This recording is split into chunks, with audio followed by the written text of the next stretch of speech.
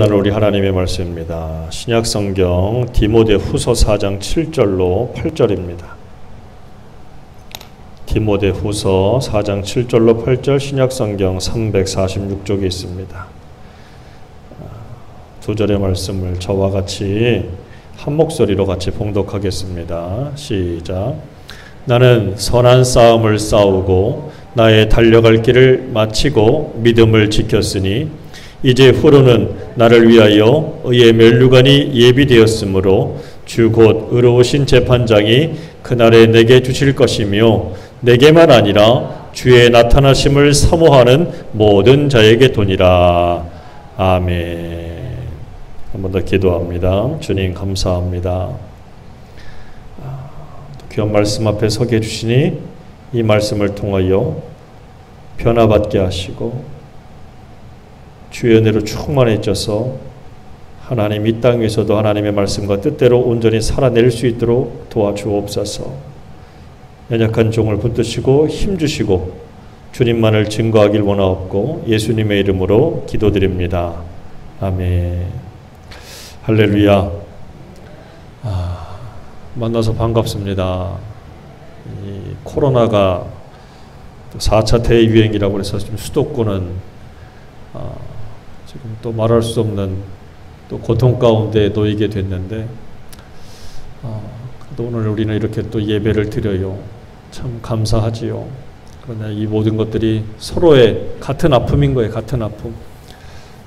이 어려움들이 잘 극복해내고 이겨낼 수 있도록 같이 기도하고 같이 이겨내는 저와 여러분 되길 간절히 바랍니다. 같이 읽어볼까요? 신앙의 물줄기는 계속 흘러야 한다. 이 말은 이제 오늘 말씀의 제목인데 이 말씀에도 은혜가 여러분에게 있기를 원합니다. 먼저 중국 제나라 시대의 명의라고 불리웠던 편작에 대한 이야기를 좀 드릴게요. 이 편작이라고 하는 유명한 의사가 있었습니다.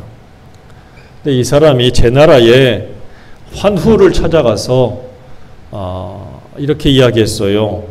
병이 나셨군요.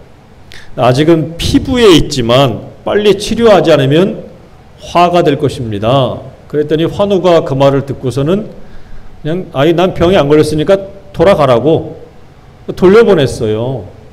그래서 돌아간 다음에 그 뒤통수에 대고 이렇게 얘기한 거예요. 난 병이 나지 않았어. 저 의원은 별로 병도 없는 사람을 치료하고서는 자기 재주를 과시하고 싶은가 보다.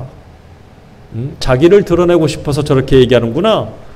근데 이렇게 이야기하고 나서 열흘 뒤에 또다시 이 편작이 환우를 찾아갔습니다. 그리고 또 이야기했어요. 지금은 이 병이 속살까지 들어갔습니다. 그러니 빨리 치료하시면 회복될 수 있습니다. 이번에도 말을 듣지 않아요. 그래서 또 돌아갔습니다. 그리고 나서 또 열흘이 지났어요. 환우를 찾아와서 자세히 살피던 편작은 이번에는 아무런 말도 하지 않고 그냥 뒤돌아 가버리고 말았습니다. 너무 그냥 가버리니까 환우가 이상해서 자기의 종을 심부름을 그에게 보냈습니다. 도대체 왜 아무 소리도 안 하고 그냥 갔냐. 그랬더니 이 편작이 그렇게 이야기하는 거예요. 병이 피부에 있거나 살 속으로 번졌거나 위장에 침투했어도 침이나 약을 복용하면 나을 수 있지만 골수까지 침범하면 방법이 없어. 지금 환우의 병세가 이미 골수 깊숙이 들어갔으니 나도 어쩔 수 없어 라고 이야기하는 거예요. 그리고 나서 정확히 닷새 후에 환우가 갑자기 막 이상해지더니 쓰러지기 시작했고 사람을 급히 이 편작에게 보냈는데 편작은 이미 다른 나라로 떠나버리고 말았답니다. 그리고 나서 이제 이 환우는 5일 뒤에 죽었다고 그래요. 왜 이런 일이 벌어지느냐? 왜 이런 일이 벌어집니까? 무시하는 거지요. 그리고 또 하나는 아니란 마음이 있는 거예요. 아니란 마음. 우리 일에 대해서도 무사한 일, 막 이런 것을 아무 일도 없이 벌어지길 이런 마음을 갖고 있는데 사실 우리가 조심하고 경계해야 될 것조차도 그런 마음을 갖고 있다가는 큰 일을 겪을 수도 있다라는 거지요. 특히 왜 이런 말씀을 드리느냐? 구원에 대한 문제에 있어서 우리가 이렇게 똑같이 무시하고 안일한 마음을 갖고 있는 사람들이 굉장히 많다는 거예요. 영혼에 대한 문제, 구원에 대한 문제, 이거에 대해서 굉장히 이를 환호와 같은 태도를 보이는 사람들이 적지가 않은 거지요. 영국의 유명한 변증론자인 C.S. 루이스라고 하는 분이 이런 얘기를 했어요. 전에도 몇 번 말씀드렸지만 지옥으로 향하는 가장 안전한 길이라는 제목이에요. 지옥으로 향하는 가장 안전한 길은 경사가 심하지 않고 바닥은 부드러우며 갑작스러운 굴곡, 이정표, 표지판이 없는 무슨 길이라고요? 완만한 길이다. 완만한 길이에요. 그래서 그 길은 결코 벼랑이 아니고 밋밋한 내리막길이다. 사람들은 그 길을 기분 좋게 걸어간다. 이게 어디로 가는 길이라고요? 지옥 가는 길이래요. 지옥 가는 길이 무슨 놀이동산에 있는 그냥 뭐 이렇게 무슨 열차처럼 막 이런 게 없어요. 스릴이 없어요. 그냥 가면 되는 거예요. 그냥 살다가 아무 생각 없이 그냥 살다가 가면 마지막에 여기에 도착한다는 거지요. 그러니까 다시 말하면 뭐예요? 지옥 가는 데는 아무런 노력이 필요 없다는 거예요. 지옥 가고 싶어! 이럴 필요도 없이 그냥 가다 보면 간다는 얘기잖아요. 근데 거꾸로 생각하면 우리가 천성을 향한다, 천국을 향한다라고 말하는데 이 천국을 간다, 천성을 향한다는 얘기는 뭡니까? 거기에 비하면 굉장히 어렵고 힘든 과정들, 역경들이 참 의외로 많다는 거지요. 여기에는 대단한 뭔가 노력이 있어야 될 거고 애를 써야 될 것 같은 이런 생각이 자꾸 드는 거예요. 그도 그렇게 한번 생각해 보면 물줄기가 쭉 흘러가는데 이게 10km의 물줄기를 막 물살로 이제 간다고 생각한다면 여기를 거꾸로 거슬러 올라간다? 그러면 이게 내려가는 속도가 10km면 올라가는 속도는 얼마큼 돼야 될까요? 10km보다는 더 빨라야 되겠지 않습니까? 그렇죠? 15km, 20km 이상은 되어야 물살에 흘러가지 않고 거슬러 올라갈 거잖아요. 그러니까 이렇게 생각하면 참 쉽지가 않다. 어렵다. 뭐가? 구원이라는 게 그런 거냐? 사람들이 이렇게 생각할 수도 있어요. 그런데 여러분, 저는 좀 이렇게 얘기하고 싶어요. 아, 목사님 구원받는 건 참 어려운 것 같아요. 아니요. 어렵기도 하겠지만 반대로 말하면 또 굉장히 쉽기도 합니다. 쉬워요. 저 물살을 내가 헤쳐서 막 올라간다고 하면 어렵지. 안 그러겠어요? 아, 노를 막 젓다가 노가 딱 중간에 놓치거나 멈춘다면 그냥 그대로 떠내려 가겠지요. 하지만 중요한 건 그 배를 누가 운전하고 있느냐라는 거죠. 누가 운전합니까? 주님이 운전하는 그 배에 나는 올라타는 거예요. 그래서 구원이라는 게 굉장히 어려운 것처럼 보이지만 반대로 또 말하면 굉장히 쉬운 거예요. 내 인생의 배를 내가 조정하고 있다면 정말 어렵겠지요. 여러분은 저 두 가지 배 중에서 어떤 게 더 안전하고 쉬워 보입니까? 앞에 있는 배요? 뒤에 있는 배요? 여전히 우리는 저 망망대에서 저 작은 종이배를 타고 내가 막 살아보겠다고 하는 사람들이 얼마나 많은지 몰라요. 내가 저 배를 타고 막 천국까지 갈 거라고 몸부림치는 사람들이 얼마나 많은지 몰라요. 하지만 아니지.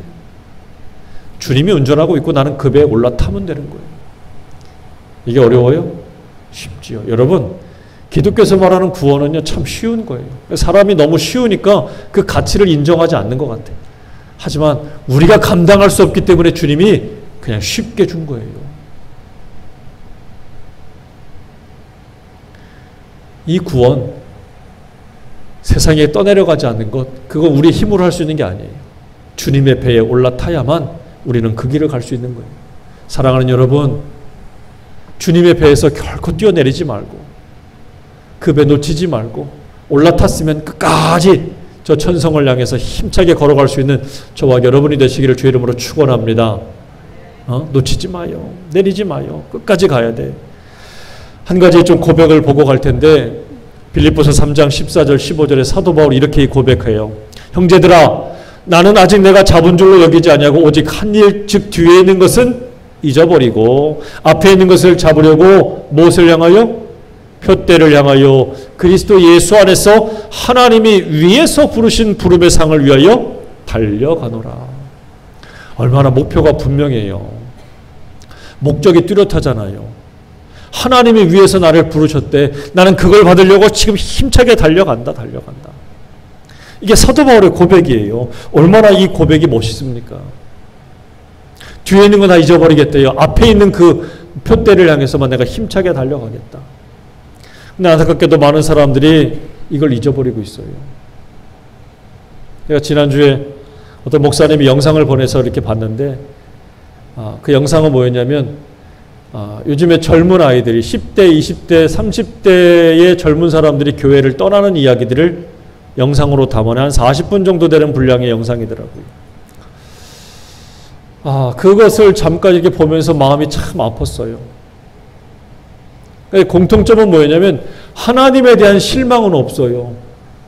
근데 뭐에 대한 실망이냐면 교회에 대한 실망, 사람에 대한 실망, 어떤 거기에서 자기가 막 더 오히려 세상에서 그렇게 당하고 왔는데 교회에서도 당하는 것 같은 그런 마음들, 교회가 계급화되는 것 같은 그런 모습들 때문에 실망해서 교회를 떠나는 아이들이 너무나도 많은 게 마음이 아팠어요. 사실은 제가 그 영상을 보고 오늘 이 설교를 준비한 것 그런 이유 중에 하나예요. 너무 가슴이 아프더라고요. 아마 이렇게 오늘 빌립보서에서 고백한 사도 바울 역시 멈추고 싶고 쉬고 싶고 안 하고 싶었는지도 모르겠어요. 너무 힘드니까. 그런데 디모데후서 4장 7절에 보니까 오늘 저와 여러분이 읽은 바울의 고백 가운데 이렇게 말합니다. 나는 선한 싸움을 싸우고 나의 달려갈 길을 마치고 믿음을 지켰으니. 아까 분명히 달려간다고 그랬잖아요. 하나님이 위해서 부르신 부름의 상을 위해 달려간다. 근데 중간에 멈추면 어떡하나 했더니 바울이 뭐라고요? 달려갈 길을 마쳤다. 난 끝까지 완주했다 이 얘기예요. 끝까지 이 믿음의 길을, 이 신앙의 여정을 나는 포기하지 않았고 완주해냈다.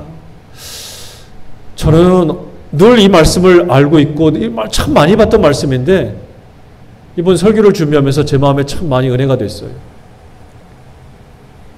달려갈 길을 이렇게 다 마칠 수 있을까? 끝낼 수 있을까?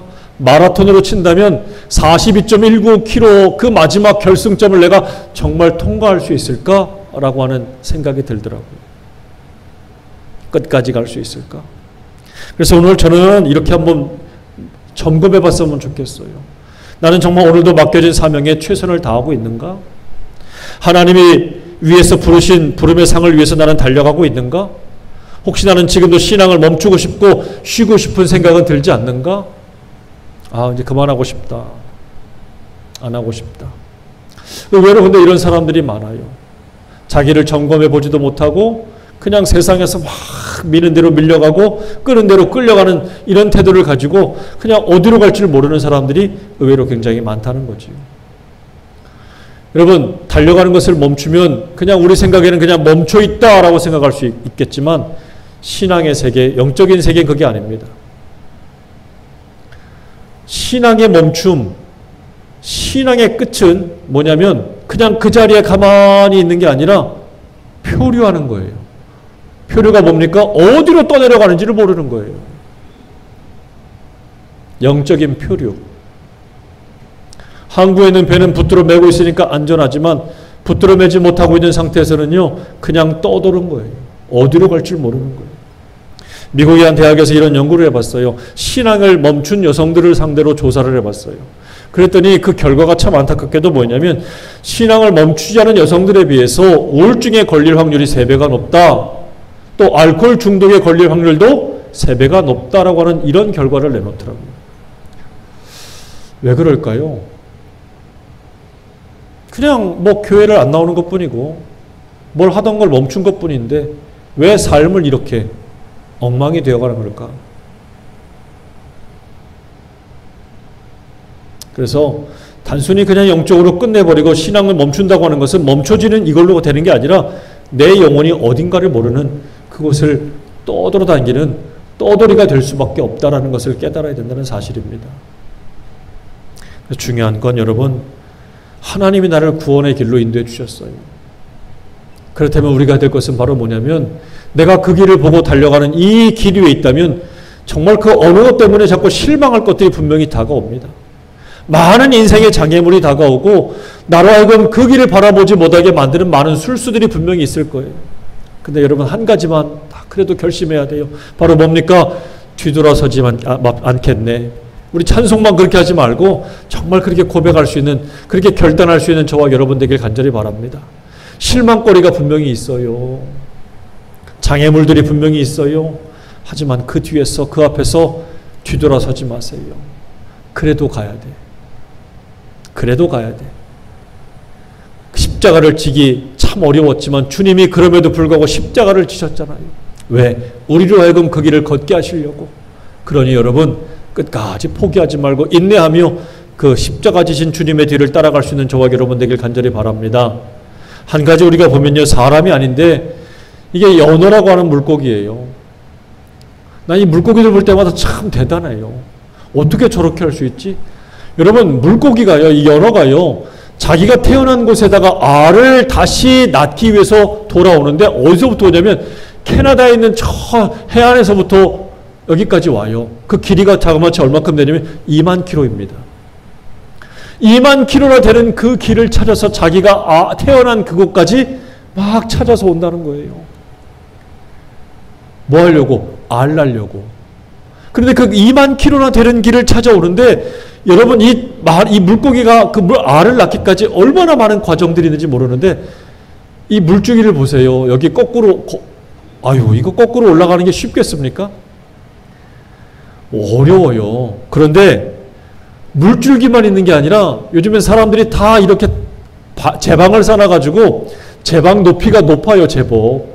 근데 거기를 또 뛰어넘어 올라가야 돼. 근데 그것만 끝이에요? 올라갔더니 커다란 고비. 아이고, 딱 잡아가지고 잡아먹네.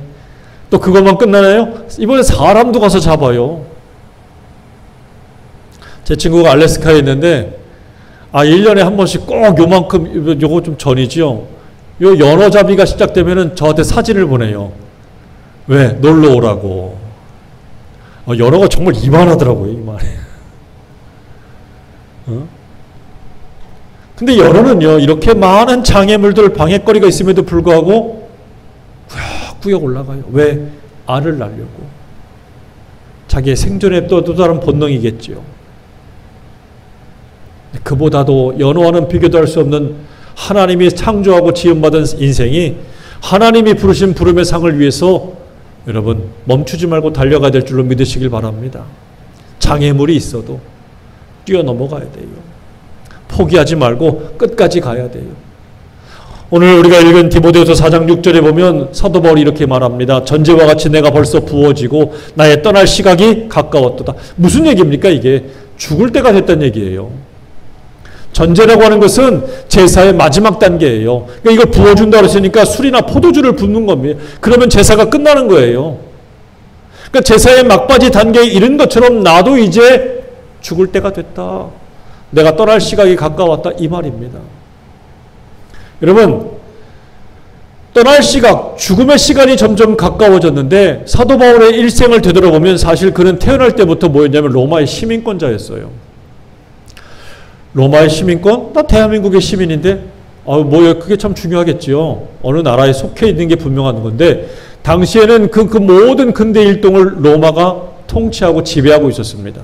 그 나라의 시민권자였다. 이건 대단한 거잖아요. 근데 바울은 이방 사람인데 로마의 시민권이 있어요. 그것도 태어날 때부터. 그 말은 뭐냐면 그의 아버지가 이 바울이 태어나기 전부터 로마의 시민권을 가지고 있었다는 얘기예요. 그러니까 대단한 공이 있는 거예요. 여러분, 시민권이 아니라 당시에는 노예들이 로마 사람들보다도 훨씬 더 많이 있었습니다. 근데 이 사람들 중에 10년 정도 노예 생활을 잘하면 그냥 자유민이 되게 해줬어요. 시민권이 아니에요. 자유자가 되는 것 뿐이죠. 일반 사람들. 그런데 시민권이 되었다, 시민권을 가졌다, 이 말은 한마디로 말하면 뭐냐면 편하게 살 수 있는 거예요. 편게 살 수 있다. 왜 편하게 살 수 있느냐? 로마의 시민권을 가지고 있으면 일단은 참정권이 있습니다. 참정권이 뭐냐면 투표권이에요. 투표권이 있어요. 투표할 수 있는 권리가 아무나 있는 게 아니에요. 그리고 투표도 할 수 있겠지만 내가 공직을 하고 싶다. 내가 의회에 진출하고 싶다. 그러면 거기에 대한 권리도 있어요. 또 시민권이 있는 사람만 장사할 수 있습니다. 사업을 할 수도 있어요. 또 시민권이 있어야 시민권이 있는 여자들과 결혼할 수 있어요. 그럼 뭐가 좋느냐? 가부장이 될 수 있습니다. 가부장 잘 아시잖아요. 여러분들이 잘 아는 대로 우리 사도행전에 보게 되면 10장에 고넬료 가정이 나오지요. 이방인 백부장. 이방인 백부장인데 백부장도 있지요. 아내들도 있지요. 자녀들도 쭉 있지요. 그 밑에 종들도 있지요. 이 집의 대표가 누구예요? 고넬료예요. 이런 것처럼 한 집안의 가장, 가부장이 될 수 있는 권리도 시민권을 가진 사람이 되는 거예요. 그러니까 할 수 있는 게 굉장히 많지 않습니까? 또 이런 사람이 범죄를 저질렀다고 함부로 신문하고 고문을 할 수도 없어요. 또 시민권을 가진 사람은 재판권이 있습니다. 항소권도 있어요. 변론할 수 있는 권리도 있어요. 다시 말하면 시민권이 없으면 이런 거 일지 없다는 얘기지요. 아무리 죄가 없어도 자기를 변론할 권리가 없는 거예요. 그러니까 이런 사람들은요, 재판을 가지고 뭐 이렇게 받고서 받으려고 해도 자기 본국으로 돌아가서 받을 수 있는 권리가 있는 거예요. 굉장한 권리 아닙니까? 시민권이 여러분 이거 굉장한 능력이에요. 바울은 이걸 가졌다는 얘기예요. 그러니까 바울이 시민권을 가졌기 때문에 여러분도 아는 대로 바울은 재판을 어디에서 받았습니까? 본국에 가서 받았어요. 사도행전에 보게 되면 예루살렘에 와서 일부러 체포가 되지요. 그리고 배를 타고 본국에 가서 재판을 받는데 이유가 뭡니까? 거기 가서 복음을 전하려고. 한마디로 말하면 편하게 살 수 있는 사람이에요. 근데 이 편하게 살 수 있는 것을 다 내려놓고 포기하고 그는 오직 무엇만을 바라봤습니까? 예수 그리스도 십자가와 부활만을 바라보고 일생을 달려갔다는 거예요. 얼마나 많은 고생을 했는데 고생을 고생이라 여기지 않았어요. 왜 그랬을까요? 같이 고백해 봅니다. 바울의 고백이에요. 시작. 또한 모든 것을 해로 여김은 내 주 그리스도 예수를 아는 지식이 가장 고상하기 때문이라. 내가 그를 위하여 모든 것을 잃어버리고 배설물로 여김은 그리스도를 얻고. 이것 때문에 예수님을 아는 지식이 가장 높은 것이기 때문에 나는 다 버릴 수 있었다. 여러분, 이 예수님 때문에 바울이 이렇게 편하게 살 수 있고 쉽게 살 수 있는데 이걸 다 포기하고 내려놓고 예수님 한 분만 바라보고 내가 가지고 있던 모든 것들을 다 똥처럼 여기고 버려두고 갔다는 얘기예요. 여러분은 정말 예수님에 대해서 이만한 가치를 느끼십니까? 바울이라고 하는 사람은 도대체 왜 이렇게 예수님에게 목을 매는 걸까요? 바울은 왜 예수님에게 이렇게 자기의 모든 것들을 버려두고 쫓아갈 수 있는 정말 이런 이유들, 정말 이런 생명 목적들을 어떻게 가질 수 있었던 것일까요?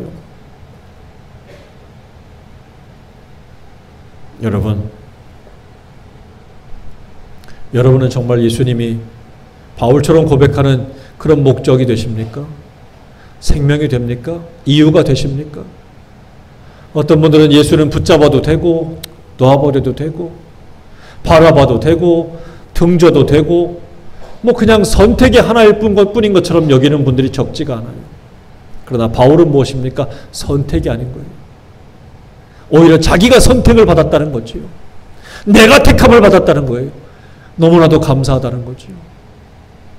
그래서 그는 끝까지 예수님을 향해서 달려갈 수 있는 사람이 될 수 있었다는 거지요. 여러분 착각하지 마요. 내가 선택하는 것 같잖아요. 하나님도 내가 택하는 것 같잖아요. 아니에요. 그때부터 우리는 이 첫 출발부터 잘못 생각하는 거예요. 내가 선택하는 게 아니에요. 내가 선택을 당한 거예요. 내가 부름을 받은 거예요. 여러분 거꾸로 생각하세요. 내가 부름을 받은 거예요.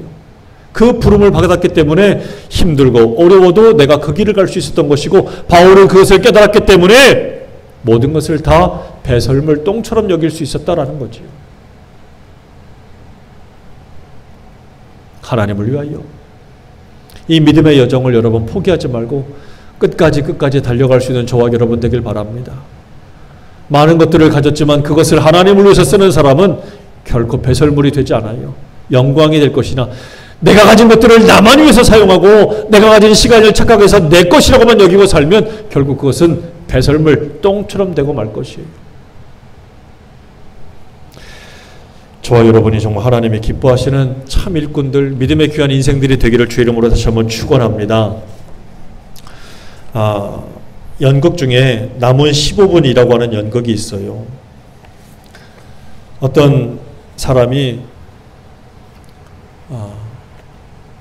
자기의 남은 시간이 15분밖에 되지 않는다라고 하는 청천벽력과 같은 이야기를 듣는 이야기입니다. 어느 날 갑자기 배가 아파가지고 병원을 찾아갔는데 의사에게 그런 얘기를 들은 거예요. 이 사람은 학교에서 호평을 받는 교수였고 박사였습니다. 이제 학위를 거의 다 받기를 위해서 기다리고 있으면 되는 거였어요. 그런데 학위를 받기 얼마 전에 가슴이 통증이 너무 심해가지고 병원을 찾아갔더니 의사가 하는 말이 15분밖에 안 남았다는 거예요. 3개월도 아니고 6개월도 아니고 15분 후에 당신은 죽습니다. 그 말을 듣고 정신이 없어졌어요. 내가 이거밖에 안 남았다고? 허둥지둥하고 당황하면서 5분을 흘려보냈습니다. 근데 그 와중에 갑자기 전화가 왔는데 부자인 삼촌이 세상을 떠나면서 자기의 모든 재산을 상속받을 수 있는 상속인으로 지정했다는 얘기를 들은 거예요. 하나도 기쁘지 않았지만 그 전화를 끊자마자 또다시 박사과정을 통해서 준비한 논문이 이번에 최우수 졸업 논문상을 받게 되었다고 하는 소식을 들었답니다. 그리고 며칠 전 프로포즈한 사랑하는 여인에게 결혼을 승낙한다는 문자까지도 도착했답니다. 그런데 그는 어떤 낭보도 그의 수명을 1분도 늘리지 못했고 정확히 15분이 지나서 숨을 거두고 말았다라고 하는 연극이에요. 이 얘기가 들려주는 것은 뭘까요? 인생은 유한하다는 거예요. 끝이 있다는 거예요. 다 끝이 있어요. 그런데 그 끝의 결국은 뭐냐? 허무하다라는 것을 보여주는 얘기가 그 연극 15분이라는 얘기예요. 인생의 끝이 이렇게 허무하다.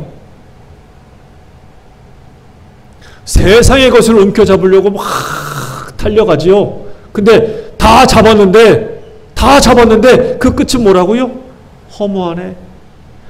내가 잡았던 그것들이 결국은 아무도 나를 지켜주는 것이 하나도 없더라라는 거잖아요.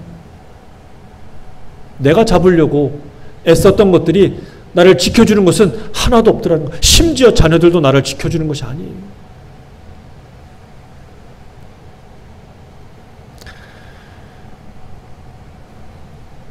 세네카라고 하는 분이 이런 얘기를 했어요. 사람이 돈을 잃는 것은 조금 잃는 것이고 체면을 잃는 것은 조금 더 많이 잃는 것이고 건강을 잃는 것은 다 잃는 것이다.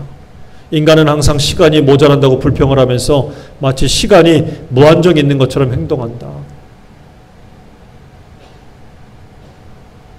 시간이 무한정 있는 것 같지 않지요. 아마 누구보다도 우리 오늘 저 뒤에 계신 윤여태 권사님이 아마 그런 생각을 많이 할 거예요. 의사에게 1년이라고 하는 시한부를 통고받았고 이제 항암 치료를 시작했어요.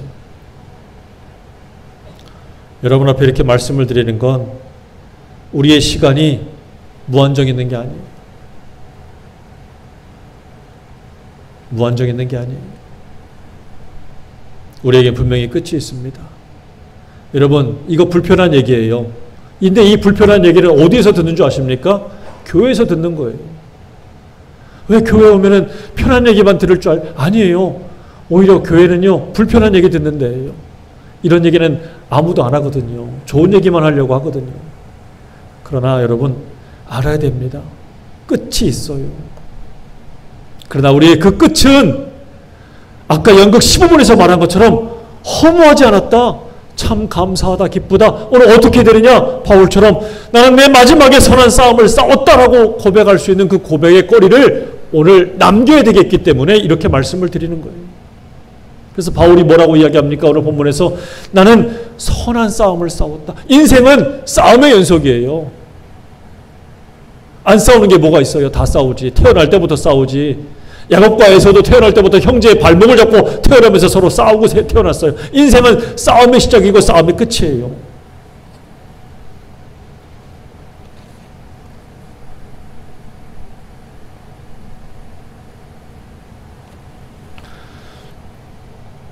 바울의 삶은 마치 싸움 같았다는 얘기지요. 어떤 싸움이든지 간에 최선을 다하지 않으면 어떤 싸움이든지 간에 질 수밖에 없어요. 패배할 수밖에 없습니다. 그런데 이 싸움은 상대를 죽이기 위한 싸움이 아니라 오히려 악과의 싸움, 살리기 위한 싸움이었다는 거잖아요. 우리의 싸움이 바로 그렇게 된다는 거지요. 죽이기 위한 싸움이 아니라 부부도 서로 막 죽이려고 싸우는 사람들이 있어요. 너 죽고 나 죽자 막. 그러면 다 죽지. 그런데 부부의 싸움이 뭐라고요? 살리기 위한 싸움도 있다라는 거예요. 상대방을 살리기 위해서 나를 죽이는 거지. 이게 더 어려운 싸움인 거지요. 이게 더 어려워요. 바울의 싸움은 바로 그거였다는 거예요. 너를 살리기 위해서 나를 희생하고 나를 내려놓는다. 자기의 권리를 주장하지 않고 갈았던 거죠. 이게 바울의 이 싸움이에요. 하나님이 맡겨주신 사명을 감당하기 위해서 영혼의 구원을 위해서 내가 죽도록 충성했다. 근데 나는 그 싸움을 싸웠다라고 이야기해요. 우리 찬송가 491장에 보면 저 높은 곳을 향하여 날마다 나아갑니다. 내 뜻과 정성 모아서 날마다 기도한다 그러면서 4절에 험하고 높은 이 길을 싸우며 나아갑니다 그러잖아요. 험하고 높은 이 길을 어떻게 싸워요? 악과의 싸움이 아니라 선과의 싸움, 선한 싸움을 싸우고 간다는 게 악하게 그냥 막 내가 내 짓누르기 위해서 싸우는 싸움이 아니라는 거예요. 이 험하고 높은 이 길을 싸운다는 얘기는 선한 싸움이에요. 어떤 싸움이요? 너를 살리려고, 너를 세우려고, 너를 구원하려고 하는 싸움이다. 여러분 이 고백의 싸움을 선한 싸움을 싸우는 저와 여러분 되시길 간절히 바랍니다. 그러니까 이게 안 되니까 우리도 똑같이 싸우는 거예요. 교회에서 멱살 잡고 싸우고 소리 지르고 싸우고 말도 안 되는 이유 가지고 싸워요. 교회 색깔 커튼이 노란색이면 어떻고 파란색이면 어떻고 빨간색이면 어때. 커튼 색깔 가지고 싸우는 교회도 있어. 예전에 저 김상원 목사님 얘기를 들어보니까 싸우는데 나중에 교회 천장에 올라가서 전기톱을 가지고 교회를 반 자르더래.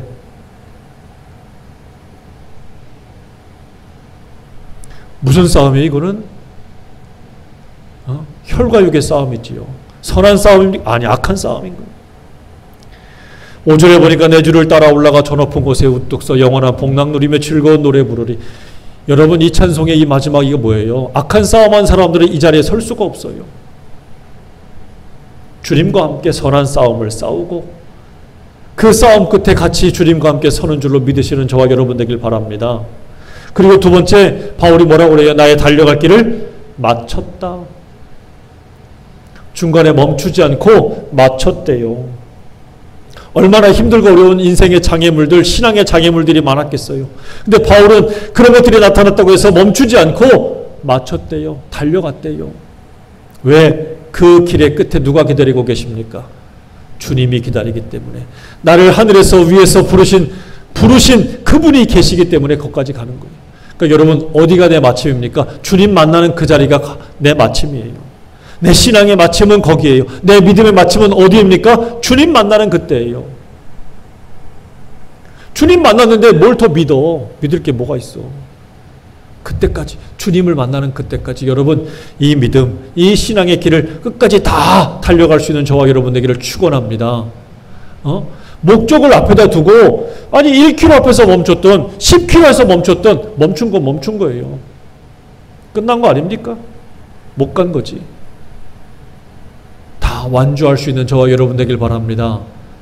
할렐루야. 그리고 마지막으로 뭐래요? 믿음을 지켰대요. 뭘 지켰어요? 믿음을 지켰대요.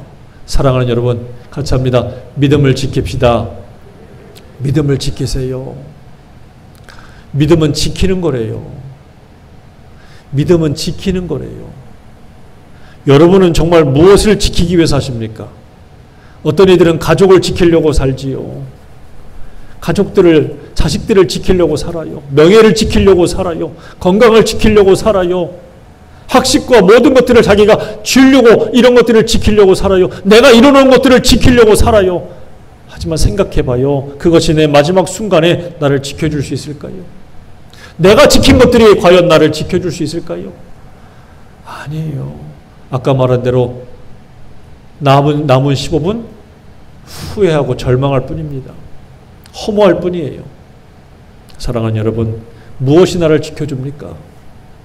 나를 부르신 그분이 나를 지켜주는 거예요. 바울은 이 믿음을 지켰대요. 나를 부르신 그분, 예수 그리스도를 위해서 사는 것을, 끝까지 살아내는 것을, 살아내는 이 믿음을 지켰대요. 사랑하는 여러분, 이 믿음을 지키시길 간절히 바랍니다. 믿음은 지키는 거래요. 같이 한번 해볼까요? 선언과 다짐을 한번 해보세요. 첫째, 시작. 나는 선한 싸움을 싸우겠습니다. 둘째, 달려갈 길을 마치겠습니다. 셋째, 나는 믿음을 지키겠습니다. 여러분, 이렇게 바울처럼 마지막까지 잘 고백해서 여러분의 믿음과 신앙이 끊어지지 않고 끝까지 잘 달려가서 주님 앞에 서서 바울처럼 의의 면류관, 생명의 면류관 받으시기를 축원합니다. 물줄기가 끊어진 걸 봐요. 얼마나 흉합니까? 저물은 더 이상 흐르지 못하고 썩을 거예요. 물줄기는 흘러야 됩니다. 똑같아요. 기독교 역사는 수많은 핍박이 있었고 수많은 시련이 있었지만 지금까지 수천 년이 넘게 그 믿음과 신앙은 이어져 오고 있습니다. 이 코로나 시기에도 똑같아요. 이 어려운 시기에도 신앙의 물줄기는 막히지 말고 계속 흘러야 돼. 내 가정에서, 내 일터에서, 내 삶에서 계속해서 흘러가야 합니다. 멈추지 마야 돼요. 나로 시작해서 내 자녀들에게도 흘러가야 합니다. 신앙의 물줄기가 꺾이거나 멈추지 않도록 여러분들 다짐하고, 오늘 이 바울의 말을 깊이 새기고 정말 저와 여러분들이 이 신앙의 물줄기를 계속 흘려보낼 수 있는 믿음의 귀한 축복의 통로들, 믿음의 통로들이 될 수 있기를 주의 이름으로 축원합니다. 기도하겠습니다. 아버지 하나님 감사합니다. 많은 사람들이 구원의 감격을 잊어버리고 삶의 긴긴 여정 속에서 지치고 피곤하여 멈추고 쉬겠다 하는 이들이 있습니다. 너무나도 안타까운 마음입니다. 하나님, 나를 위해서 부르신 부름의 상을 깨닫게 해 주셔서 다시 한번 구원받은 감격을 가지고 살게 하여 주옵소서.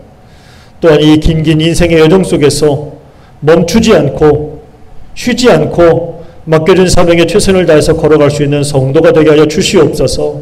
그래야 마지막 그때에 바울이 바라보면서 이제 의의 면류관, 생명의 면류관을 씌워주실 주님 앞에 서는 그것을 꿈꾸며 살았던 것처럼 나도 주님 앞에 서서 그 생명의 면류관, 의의 면류관을 받아 쓰는 복되고 귀한 인생들이 다 되게 도와주시옵소서. 예수님의 이름으로 간절히 기도드립니다. 아멘.